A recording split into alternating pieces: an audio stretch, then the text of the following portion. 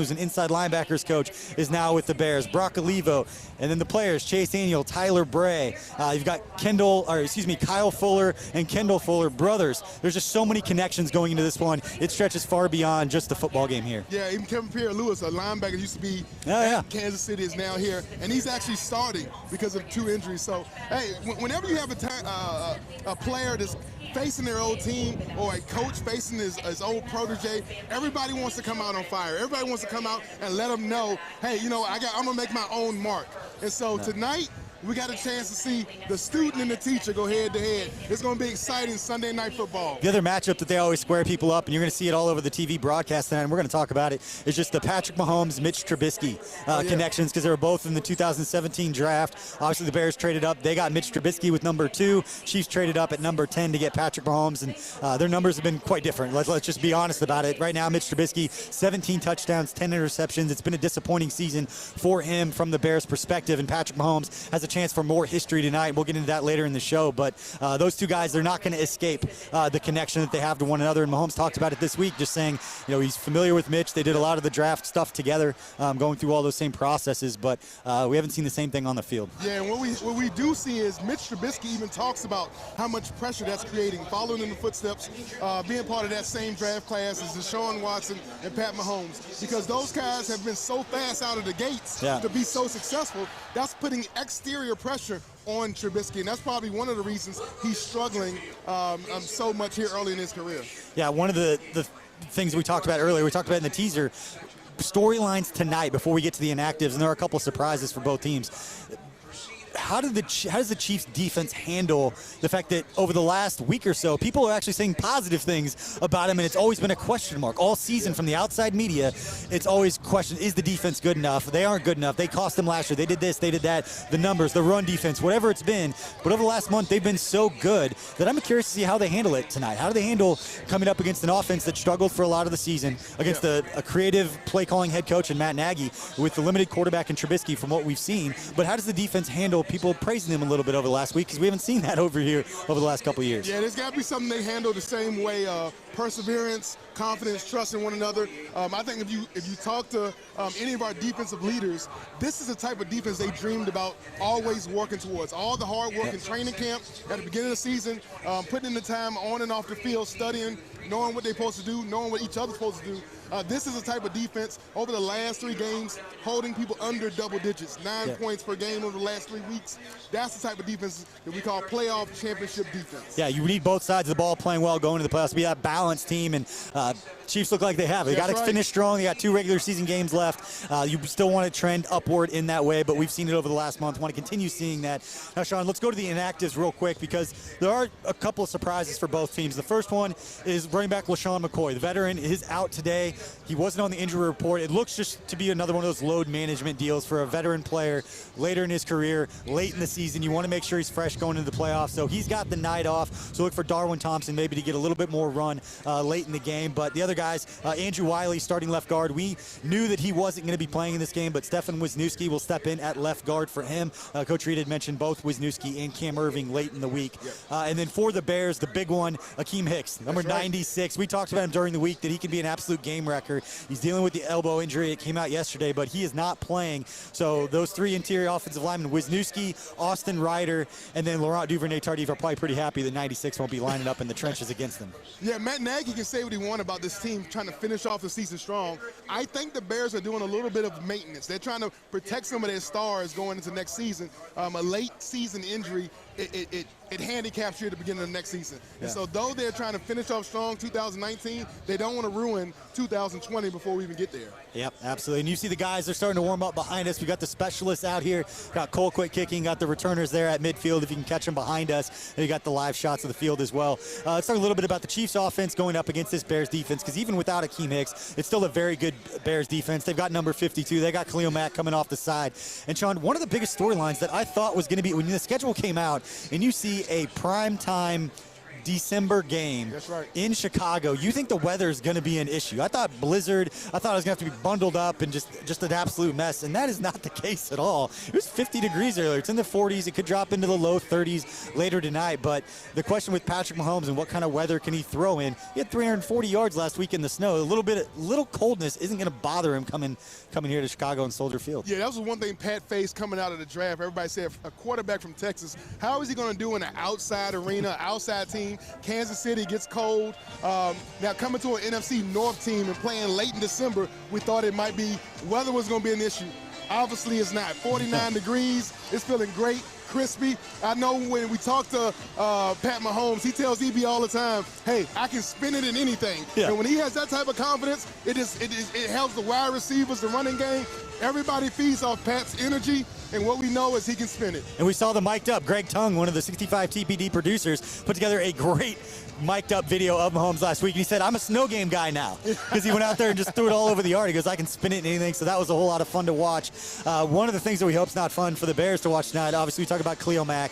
He's got, let me make sure I get this right, 63 quarterback pressures already today. Akeem Hicks was one of the other guys we were going to talk about, but he's not going in this game. So Eddie Jackson is the other guy you've got to watch out for. 3 years in the league, already has now just been honored with his second Pro Bowl nomination. He's a guy in the back end of that defense as a safety who can make plays. Prince Amukamara is active tonight. He's one of the guys who's questionable coming into that game. Chiefs Kingdom, Midwest country, and remembers him from his time back at Nebraska. But this Bears defense, even without Akeem Hicks, there's something to watch out for. Yeah, you mentioned Eddie Jackson. Eddie Jackson's got an Alabama third-year guy. He's been trending up since he left Alabama.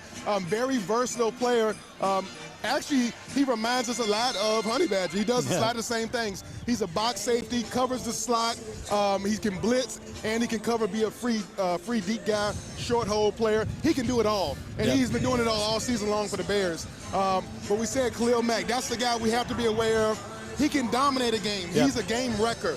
We hear about game wreckers. Single-handedly can control a game and can change the outcome of a game by himself. So we have to account for him, be ready to chip him, double him, whatever we do to keep him out that sack total. Because with 2.5 more sacks, he actually has double digits for a 5th straight season. And I think that's the first time ever since the stats started taken that a player's end up with that kind of stats. And Coach Reed joked about it earlier in the week that he was glad that Nagy got Khalil Mack out of the division, and then he turns around and has to face him again. But 52 is a guy to watch out for, and put together a little B-roll package of basically, when you go up against Mack, everybody's got to be involved in pass pro. And you started with Spencer Ware, a guy that just joined the team a couple of weeks ago. And one of the reasons that he joined is that they trust him in pass pro, and that pass pro is not passive.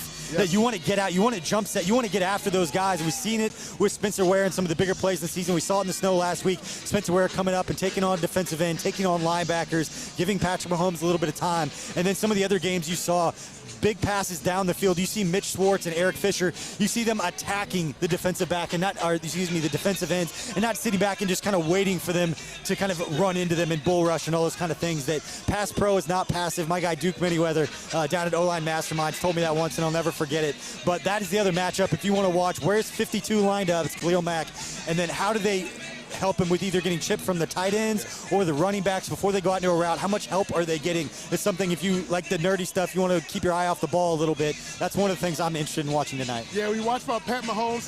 We're saying it's going to be a big day for Pat Mahomes. He has to be protected. He has to have enough time to take advantage of that Bears man-to-man defense that they've been vaunting on all year long. And to do that, he needs enough protection to get the ball off. Keeping his vision downfield, not worrying about Mack, not worrying about the pressure, and able to find his receivers as they uncover late in the down. You know what the great thing is for Chiefs fans? We're worried about Khalil Mack. You know what Khalil Mack is worried about? Patrick Mahomes, because he's going up against the MVP. And it's so great as a Chiefs fan to be able to say that. And actually, just a little bit ago, I had a chance to catch up with NFL Network's Stacey Dales to ask her. It's always great to get an outside perspective, somebody who's not necessarily there every single day, but somebody who covers the entire league, has been doing it a long time, and she is absolutely awesome. I had a chance to catch up with her earlier about Mahomes and just what she wants to see from the Chiefs tonight with a couple weeks left before the postseason. All right, we just got done breaking down what Patrick Mahomes and the offense is going to face with this Bears defense. We're going to welcome on NFL Network Stacey Dales. Stacey, thank you for joining us. Yeah, thanks for having. I mean, well, I live in Chicago, so I called God and I asked God to bring some good weather. Yeah, this is amazing. For you guys. This is absolutely. When I saw it on the schedule, December primetime game in Chicago, did not expect it to be in the 50s. I don't know why I have gloves on. Yeah, I've got everything I need. I'm prepared just in case it gets a little cold. But I want to ask you a little bit about Patrick Mahomes, because every time we do a show or any content that we do, things generally start or end with Patrick Mahomes and what he's been able to do. Because we just talked about the Bears defense and what he's going to face tonight, but he's also got a chance at some more records. He's just 13 yards away from 9,000 for his career. He's 2 touchdowns away from 75 for his career. If he can do that tonight. In 30 games. Yeah, if he does it tonight, it'd be the fastest quarterback in NFL history to hit those numbers. And we have all those stats and the records and all that stuff, but just from your perspective, how special is it what he's done and how quickly he's been this good on the field? It's been remarkable, BJ. I mean, he's a model of consistency, and what has really impressed me, and we're talking Dan Marino type numbers, Yeah. okay? So you're starting to say you're in your 3rd year if you're Pat Mahomes, and you're a potential Hall of Famer already. And you say that because it's the consistency that he has shown, all of us. And especially this season, when I look at the defensive growth with Spags, Steve Spagnuolo, the defensive coordinator, and just how much they changed their coverages and how they've had to learn how to play together, and finally something clicked in Week 11. Meanwhile, Patrick Mahomes plays through injury. He gets better. He comes back faster than any of us expected with the knee injury, and he's still boasting the numbers. He's a top 10 quarterback in terms of the stats, but the leadership puts him at the pinnacle in terms of the very best quarterbacks in the NFL. Yeah, when you look at both sides of the ball, Mahomes has been dealing with injuries. Frank Clark has been dealing with all kinds of stuff all season long, and those two guys are starting to feel good at the right time. We've seen that over the last month. For you, what questions can the Chiefs answer tonight or over the next couple of weeks? I know that a lot of Chiefs fans are hoping that the Bills could knock off the Patriots to try to give them that first-round bye. There's still a chance of it, but the Chiefs trending in the right direction over the last month. What do you want to see from them? What questions can they answer to kind of end on that note as they go into the postseason? Well, this could be a trap game, so you got to win your final 2 games, and there's always these little chances here. We'll see what happens with the Patriots next week, but put all that aside. Consistency. Be that defense that shifted. I think they've held their opponents to the fewest points defensively since Week 11. I mentioned the defense. And then finding new players to be explosive every game, which is what we've come to love about this team. Travis Kelce and company, Tyreek Hill. It's a great explosive offense that needs to continue to be that way, and sprinkle in a little bit of the run as the playoffs approach. Yeah, you tell the story of the 2019 season. It's the offense and the defense coming along here at the end. And to tell us another story, we're right now going to throw it to voice of the Chiefs, Mitch Holthus, for our weekly story time with Mitch Holthus. Yeah, guys, this week I'm rocking the jacket here, thinking maybe Hank Stram. Well, it's old school Hank Stram, but new school, 60th year.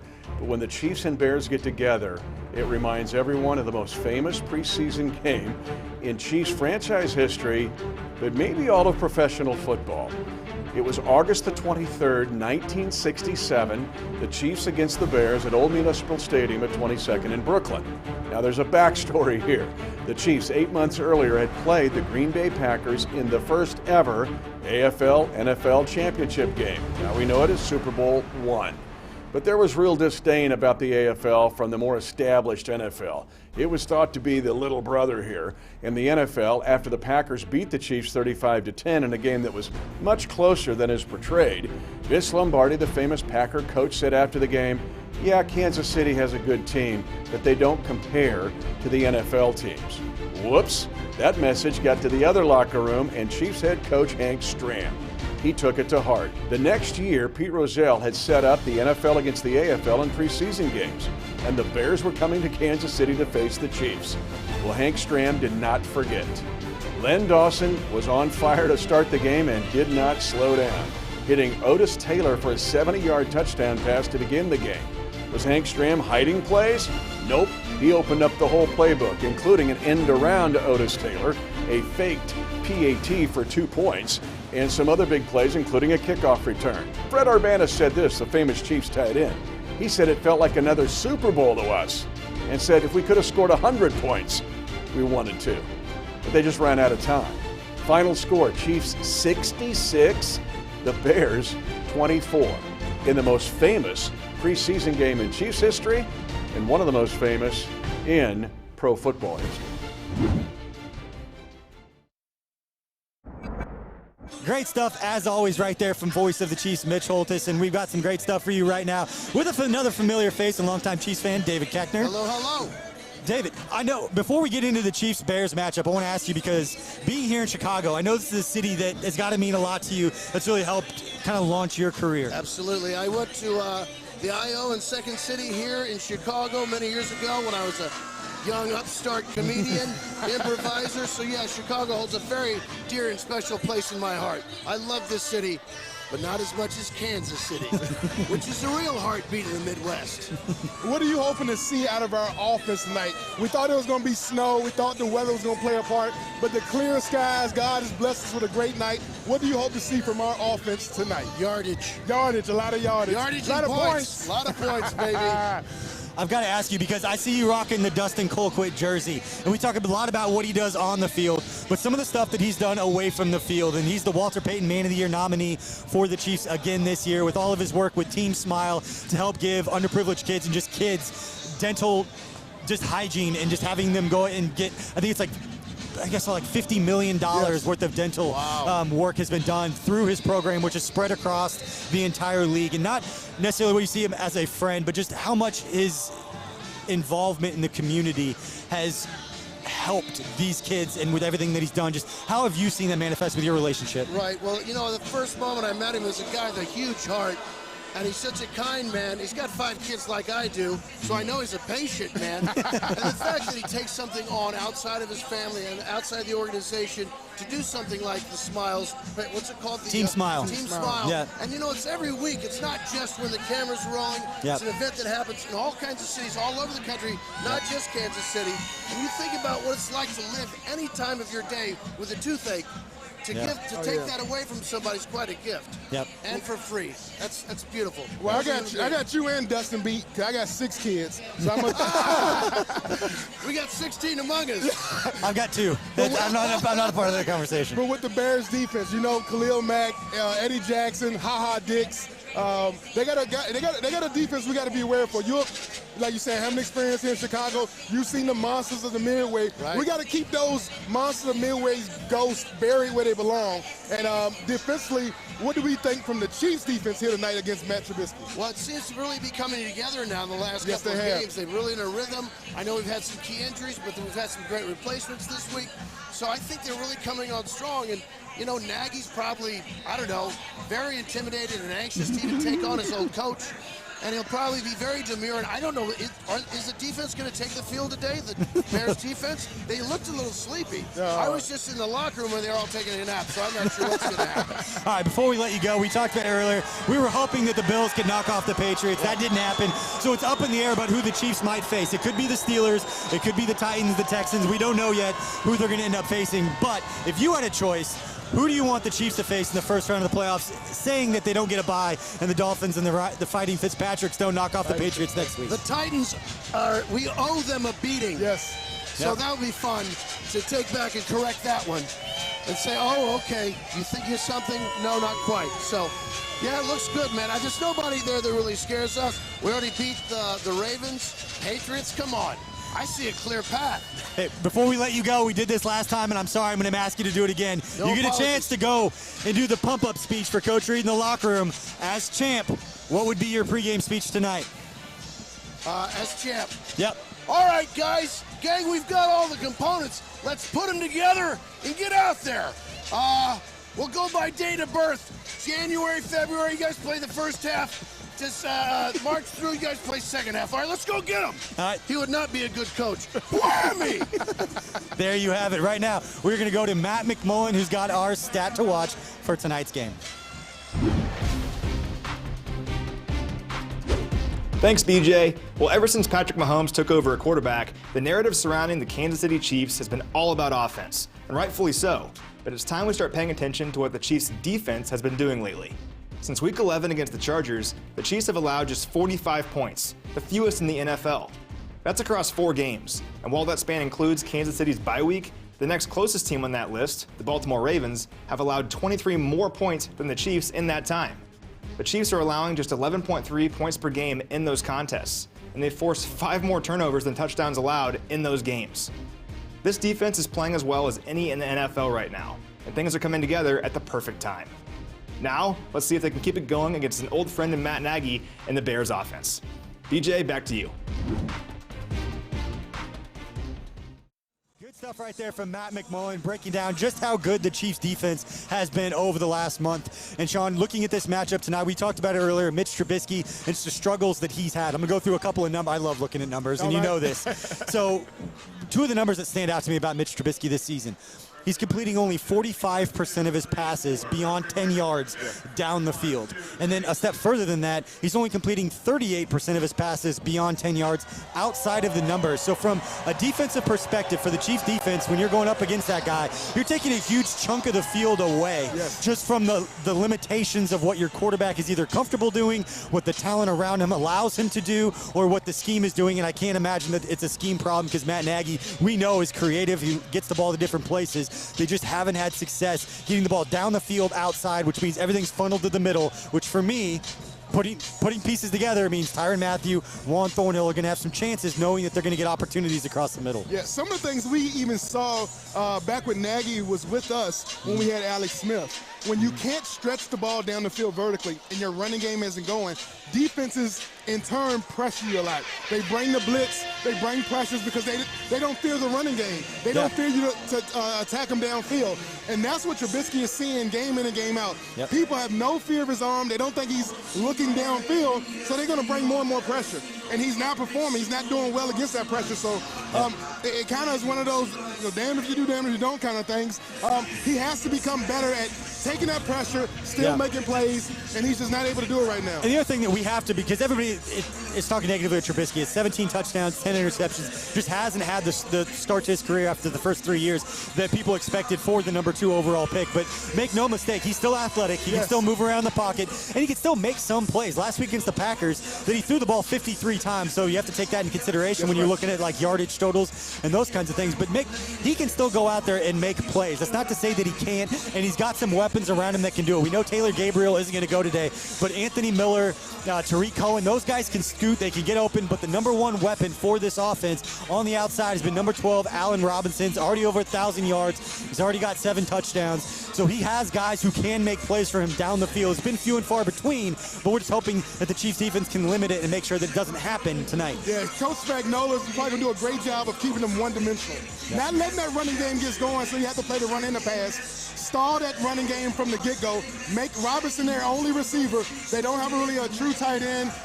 Like you said, Gabriel is out, so it's only Miller and Robinson we have to worry about in the pass game. And then off is Tariq Cohen. Having that scat back option coming out of the backfield, something we can't let that cause us problems. We've been going so good over the last month. Let's keep that momentum going. Let's keep riding. It's the playoff push.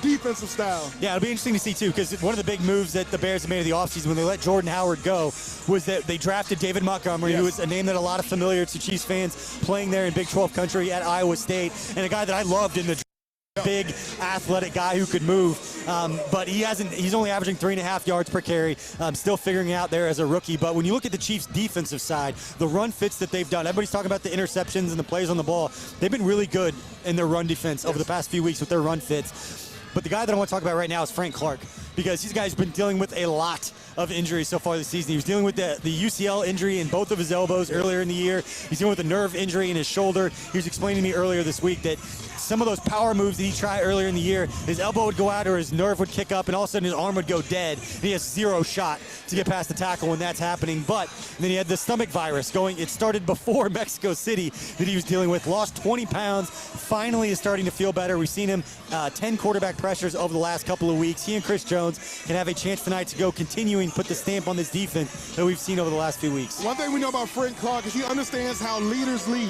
You have to be on the field, accountable and present. There's no use talking a big game about how you're going to be an intimidator, you're going to be a leader, and then you don't make it to the game day. He's been accountable. He's shown up. Every day at practice, the guy's there, and I think that's why his teammates have kind of drawn and gravitated toward a lot of that balance he's talking about. He's a player, he's a playmaker, he's an elite pass rusher, but he sets the corner against the run, and that's something not only he does, but Terrell Suggs. I was going to say, let's get into it. Yes, sir. Let's talk about T-Sizzle right now. 9th in NFL history in career sacks. The guy's played 18 career playoff games. When Alex Okafor got injured, for the Chiefs to be able to find a guy like Terrell Suggs basically just fell into their lap. He's the guy they claimed on the waiver wire. Coach Reed had to make a phone call and make sure that they were on the same page. The guy who's accomplished what he has in his career deserves that phone call, deserves to hear from the head coach and what they've got going on. And luckily for the Chiefs, they have one of the best in NFL history leading the way. So what do you expect to see from Terrell Suggs? I think Terrell Suggs is going to get acclimated to the defense. If you ask, I heard Spagnuolo talking about his history with T. Suggs. He says when they was at Baltimore together, when he first got there, he realized that T. Suggs was the guy who didn't take anything for granted. He came into the room here at Kansas City with a spiral notebook, pen and paper, ready to learn, ready to take notes. And that type of accountability, that type of leadership, showing that I'm not too old to learn a new trick. I want to learn my job. I want to know exactly what to do. I see what this defense is doing, and I want to get on the train while it's running. I don't want y'all to slow down, not a bit for me. So I think we'll probably slow roll, get him in the end, but once he gets going, man, he's going to be an integral part of this playoff push. I think some fans may look and see that he's 37 years old and be like, how much does he have left in the tank? Again, the guy was playing 70% of the snaps for the Cardinals defense, had 5.5 sacks, 4 forced fumbles. So you can't tell me sometime over the next couple of weeks to finish out the regular season, you get into the playoffs, he's going to make 1 or 2 plays where you're going to be like, that's the reason. That's right. That's the reason this guy, besides the setting the edge and all those things on the first and second downs that aren't flash highlight plays, he's going to make a couple of plays. You're like, that's why they brought that guy in here. And he has playoff and Super Bowl pedigree. That cannot be overlooked. A guy that can talk to you and tell you, I've been there. I've been to the top of the mountain. I know what it takes to climb. I know we have to fight during the postseason. It's do or die. You got to create your tomorrow. Some guys can talk about it, but to have a guy in the locker room who's been there and done that, that's priceless. Yeah, and last thing that I want to show you before we move on to the next segment is the passing chart, courtesy of Pro Football Focus. They show us Mitch Trubisky's passing chart and where he finds success and where he's been struggling, and those are where I got the numbers that I talked about earlier. That it's 38%. It's 38.8, so 39%. We'll round up for him. 39% of his passes outside the numbers, beyond 10 yards, and then again, just 45% beyond 10 yards. He's not stretching the defense, so those guys can play downhill. Honey Badger, Thornhill, Daniel Sorensen, those defensive backs can light those guys up. Those shallow crossers, those little tiny hooks, the flood routes, those guys can come up and make big hits. It's not going to put his receivers or his running backs, tight ends, whoever's throwing the ball to, in a great position, knowing that they're not stretching those guys vertically. Yeah, Trubisky been making the same mistakes many young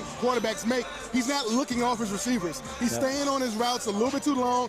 He's not throwing the ball away inside. He's taking sacks. And that puts a lot of pressure on the play caller to try to create and generate offense and not let your talents take over. So it's a little bit of a mismatch between Nagy trying to create too much and Trubisky trying to press too much and not let his abilities and his natural instinct take over. One thing that we talked about off air just throughout the week is that we love how much pressure Steve Spagnuolo is bringing. He comes from the Jim Johnson tree, and you know that they love to blitz. We saw it last week, blitzing Drew Lock almost 50% of the time. So we'll see what happens when they go up against Trubisky, because Trubisky, when blitzed this year, just 5.2 yards per attempt on his passes, which means he's not making defenses pay enough when they blitz to get those big plays to kind of skew those numbers, which means when he's getting blitzed, he's still checking it down even more than he normally checks it down. So he's not making him pay, which invites defensive coordinators to keep sending pressure because he's not making him pay. So that's something to watch in today's game. And something that I know Chiefs fans were all watching as we go into the Around the League segment here was the game yesterday between the Bills and the Patriots. The Bills had a chance.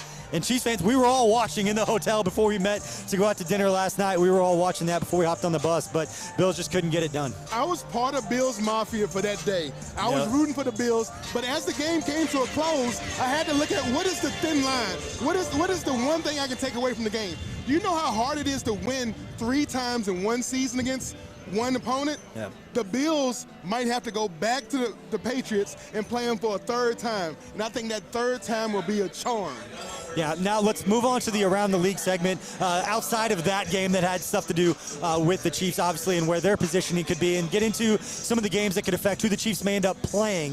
And the first one, the one that jumped out to me was a great game, was the Saints-Titans game today. Again, Titans had a chance late in that game. And to me, the defining play for anyone who watched it. Chauncey Gardner-Johnson, the rookie safety out of Florida, had a big hit on Khalif Raymond, the Titans receiver, knocked the ball loose with about 4 minutes to go. That was their chance to go down and try to take a lead. I think they were down at 3 points at the time. But it looks like it's looking more and more like the Titans could be who the Chiefs end up playing if they can take care of business next week against the Texans. The Chiefs may end up facing the Titans. How would you feel about that? Yeah, I mean, I like our chance against the Titans. I know historically the Titans have had our number. But hey, at some point you got to beat everybody. You want to beat the best to be the best. And I think a path to Florida and having to play the Tennessee Titans to get there or get to Baltimore, whatever we got to do, I think our offense, defense, special teams will be prepared and ready to play. Yeah, and then you've got the Steelers at the Jets. That was an interesting game. Mason Rudolph ends up leaving injured. He was only in there because he got benched because Duck Hodges was turning the ball over. So Mike Tomlin's like, you turn the ball over, you're going to the bench. They put Mason Rudolph in. He provides a spark for them, but then he ends up getting hurt, and now they've got a quarterback deal late in the season when they're still trying to make they still have a chance to make the playoffs. Lev Bell got a little taste of revenge on his old Pittsburgh Steelers. He came into the arena trolling them by wearing his old Pittsburgh colors, but he was able to stand up, and his Jets Jets got a victory. And you got the Texans at Bucks.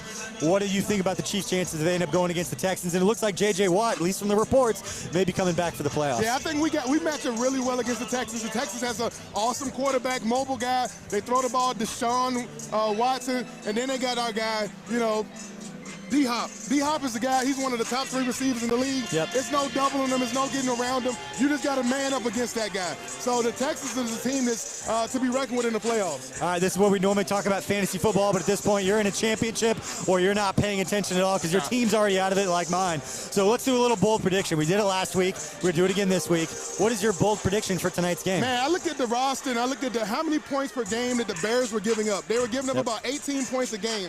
And my bold prediction was going to be, we're going to double that. We're going to score 36. Okay. But then I said, hold up.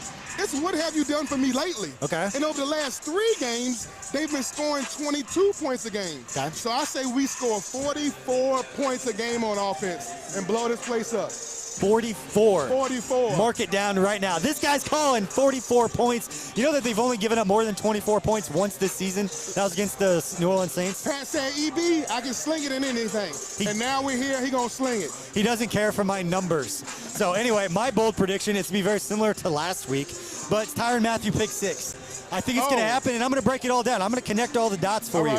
We talked Mitch Trubisky. Down the field. Struggles. He's throwing the ball across the middle and short. Tyrann Mathieu knows this. Yeah. He's going to go like this to the side. I was like, I'm too smart. I know where you want to go with the football. He's going to pick it off, take it the other way for 6 points, and he's going to get back into the Defensive Player of the Year conversation, which is exactly where he should be. Hey, man, he was a Pro Bowl snuff. We all know it. That guy's a playmaker. Has always been one. Honey Badger. All right, let's finish up the show right now with our closing thoughts. You look at this Bears game. A lot of people look at the 7-7 record. They're blowing right off. I was talking with some of the Bears coaches, Mark DeLeon earlier today, that they're a couple tough losses away from being right in the middle of the playoff mix. They've lost 7 games. 6 of them have been by just 1 possession. So you know the Chiefs are good. They've got an opportunity, but let's not sleep on this team. Finish the season strong, regardless of how you feel about where the Bears are at mentally. They may be planning vacations already at this point in the season, but it's still a team that can jump up and bite you, and then it's going to change all this momentum that we feel like we've built over the last month. Could change if they come out and don't take care of business tonight. Yeah, I think early on the teams will jab each other. I think a big special teams play will start the momentum swing, and when the Chiefs start going, the momentum takes over. I see us going 44-10. Big win for the Chiefs. Big time win right there. And I know Dave Tobe would love getting a special teams touchdown out here today with somewhere that he spent 9 years of his career running the Bears special teams units. And McCole Hardman, that was almost going to be my bold prediction, was McCole taking one to the house because you know it's going to mean a lot to Dave Tobe coming back here. But a win tonight would give the Chiefs a 7-1 road record, which would be the best road record they've had since 1966, the year they went to the Super Bowl. So that is something to watch out for. That is all we've got for this episode of Field Pass. We appreciate you joining us. So for BJ Kissel, for Shawn Barber, for John Matthews, and for Anna Topkin, we appreciate you all for watching. Check out Field Pass, or excuse me, check out Chiefs Rewind after the game with Shawn Barber and Mitch Holthus. They'll break it all down, have a couple special guests, and throw it to those press conferences. Hear from Coach Reed and Patrick Mahomes after the game. Besides that, stay warm, Chiefs Kingdom, drive safe, enjoy your loved ones back home, and have a safe and happy holidays here over the next week. We appreciate you watching, and we'll see you after the game.